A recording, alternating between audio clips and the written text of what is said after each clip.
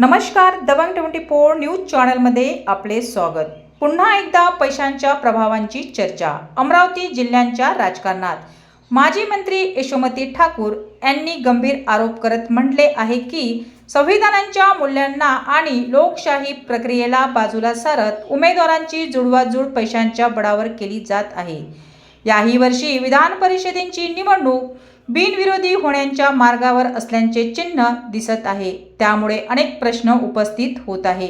लोकशाहीमध्ये निवडणूक ही मतांच्या बळावर व्हावी की पैशांच्या बळावर? जनतेच्या प्रतिनिधींची निवडणूक ही विचारांच्या आधारे व्हावी की आर्थिक व्यवहारांच्या आधारे? यशोमती ठाकूर यांच्या आरोपामुळे जिल्ह्यात राजकीय वातावरण तापले असून या आरोपामध्ये कितपत तथ्य आहेत याकडे सर्वांचे लक्ष वेधले आहे। नाही, आता आज तुमच्या सर्वांच्या माध्यमातूनच कळलं की ते कोणत्या तरी खाजगी रुग्णालयामध्ये ॲडमिट आहे, ICU मध्ये आहे आणि ICU मधनं ते इंटरव्ह्यू देऊन राहिलेले आहेत। म्हणजे आता ही चीड येण्यासारखी गोष्ट नाही आहेत का?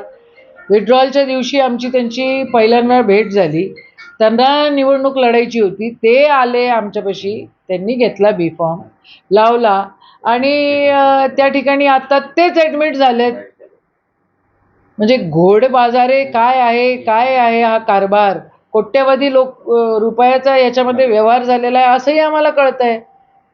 आणि जर इतका कोट्यवधी रुपयांचा जर व्यवहार होतो आणि एवढे कॅश जर इकडची तिकडे आणि तिकडची इकडे होते तर आदरणीय देवेंद्रजी काय करतायत? काँग्रेसची नेमकी काय भूमिका राहणार आहे? प्रदेश अध्यक्ष जसं सांगतील तसं आम्ही करू। वंचितला पाठिंबा देण्याची जे प्रदेश अध्यक्ष सांगतील तसं आम्ही करू।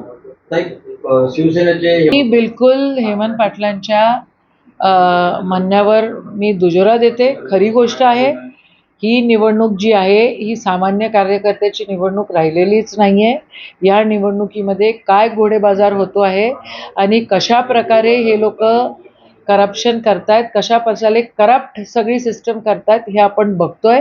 या सगळ्या गोष्टीचा निषेधच या ठिकाणी आम्ही पण करतो। मॅनेज झाल्याची चर्चा पूर्ण राज्यभर होत आहे।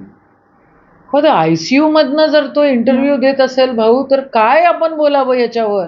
तो मॅनेज झाल्यासारखाच आहे ना। 15-20 कोटी रुपये त्यांना घेतले म्हणतात। मी तेच बोलले की 15-20 कोटी रुपये त्यांनी घेतले, एवढी कॅश आणि एवढा व्यवहार जर होतोय तर मग होम मिनिस्ट्री करते तरी काय आहे?